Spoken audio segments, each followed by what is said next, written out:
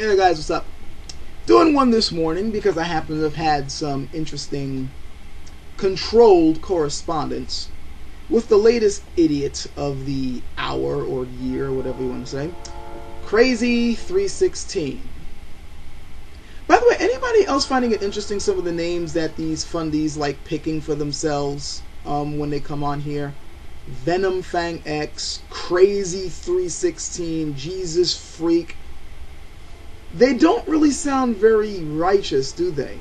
I've always found it interesting that the people who Bible thump like crazy on YouTube come up with some of the most interesting names for themselves. You know, that will be their title. That's their moniker. That's what they decided to pick. I think their name choices say more about their characters than the words that they tend to spout and the image they try to portray. But I digress. I'm going off the topic that I actually want to discuss today.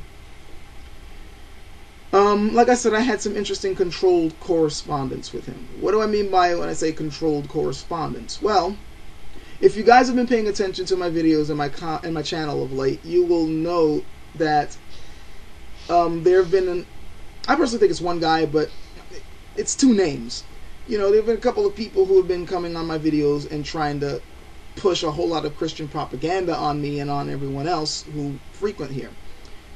And they're able to do so without restriction. As you guys know, when you comment, I don't have any comment restrictions on my videos. You just comment away, and I tend to respond if I agree with you, or if I happen to think that what you're saying is erroneous, I tend to go back on, and if I think you're a moron, I definitely let you say so. But in first phase, you guys can comment however you want. But if you go to his latest Prop 8 one, you know, the one where he says that we can't change his mind, which is the sign of somebody who doesn't think. You can't comment there freely without him screening it first. And we know what that means. We've seen this before with fundies. What I find interesting is that when I first commented on his video, he allowed you to comment freely. I guess because he thought that he was well prepared to deal with us. Yet, after I started commenting to him, I noticed I was the last one that was able to comment freely. After that, no one else. That's when I noticed the lockdown, after I posted up. Tons of stuff there supporting him afterwards, but not many people jumping on his back anymore. And if you try, you're going to be screened, and if he doesn't like what you have to say, you're not going to get through. And what I mean by him not liking what you have to say has nothing to do with whether you're being mean to him, it's whether he feels he can counter you or not. And again, we've seen this type of behavior before. My very first comment to him, I'm going to put up the image so you can see it here. My very first comment was, I asked him a simple question. And I want you to note that I did not bring up the Bible when I did it. And I did this on purpose to see if he was going to fall for something, and he did. He did fall for the trap. I asked him 3 questions. I don't have all 3 on the screen, but I have at least 2 of them. I'll tell you what the first one was. I said, look, what exactly do you mean by traditional marriage? And I gave him 3 examples. One is where the woman was simply property used by the man just to propagate his family and spread his seed. And the more wives a man had, the greater his status. Second, you know, it was a political construction used to join families or kingdoms together. And again, in this case, the woman is an object, a bargaining chip in order to form ties. Third, a union between a man and woman equally. You know, where a woman says, I love you, and the man says, I love you, and they say, let's get married. Yes, let's get married, and then they get married. This is a bit more of the modern form, which everybody holds today. But back then, this sort of love and this sort of getting together was frowned upon by society and even considered a form of lust by the church at a time. And I asked him, which one are you defending? Which one are you calling traditional marriage? He then quoted Matthew 19:4-6, which I knew he would, because this is a quote that Christians love spouting. The one where Jesus say, a man will leave his father and mother and be united to his wife. And he goes, that's the tradition. No, that's not tradition. That's just what a man said, a man you claim to follow. You follow Paul more than Jesus, but that's a subject for another vid. If you want to know what the hell I'm meaning, Krazie, and actually anyone, I invite more anyone else, because I know Krazie's not going to look this up, and he probably isn't even going to watch this. I want you guys to study the history and the traditions of the people who lived in that particular region at that time period. And I'm talking about the time period during Jesus and after Jesus. So there won't be any mistake here about people claiming, oh, it's just the Old Testament. No, I want you guys to go and research the time period when Jesus was walking around and afterwards, as the Christian religion was, developing. And find out what the tradition was for somebody to get married. If men and women could just simply get together, or did the man have to go to the family and say, I want your daughter and I want to marry your daughter, and how that tradition went. And also what the dowry was, why there was a dowry, what was that used for, what does that have to do with, men and women coming together. Go look that up and see what the tradition was. Anyway, that was the only quote of mine that he left up, and I responded to him. And as you can see, I left this image on the screen for a while so you could see how he responded to me, saying, nice try, women are not being property, the Bible speaks as women being equal, actually slightly more powerful than a man. Oh, really? So I was like, so really, the Bible shows that women were equal and more powerful to the man? What about Timothy chapter 2 verses 11 to 14, where it says a woman should learn in quietness and in full submission? This is a letter that Paul sent to Timothy because he was appalled by women teaching the word. And he says in there, for Adam was formed first, then Eve. And Adam was not the one deceived, it was the woman who was deceived and became a sinner. But a woman will be saved through childbearing, if they continue in faith, love, and holiness with propriety.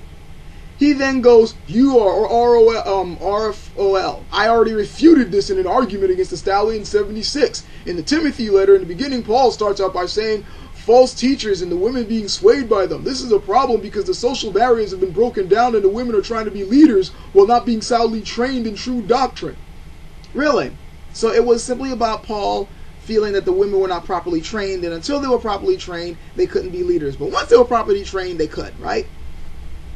You didn't read the beginning of Timothy, or you are purposely leaving that part out, because if we go to the first part of Timothy, we will see that there is nothing in there where he singles women out, nor does he differentiate between women who know the word and women who don't. In fact, there's no mention of women at all.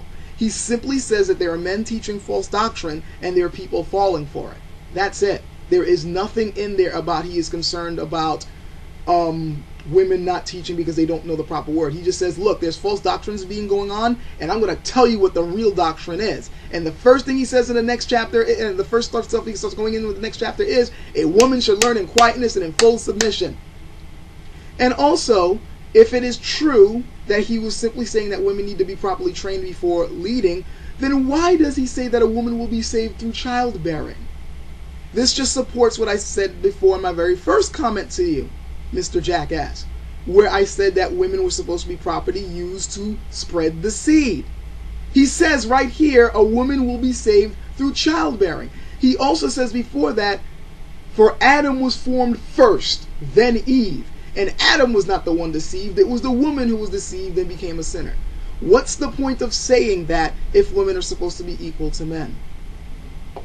Now, notice I'm reading this in context. He's the one cherry-picking verses. Now, there are certain comments that I said to him that I noticed he has yet to release under his video.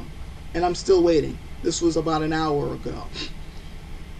He then brings up Peter to try to support his view that Peter said, likewise ye husbands dwell with them according to knowledge. He's trying to use Peter, 1 Peter verses 3:7, saying that that proves that marriage is supposed to be equal. But I notice he's cherry picking again because he didn't pick he doesn't read to you the beginning of 1 Peter chapter 3, where it says, wives, in the same way be submissive to your husbands, so that if any of them do not believe the word, they may be won over without words by behavior of their wives.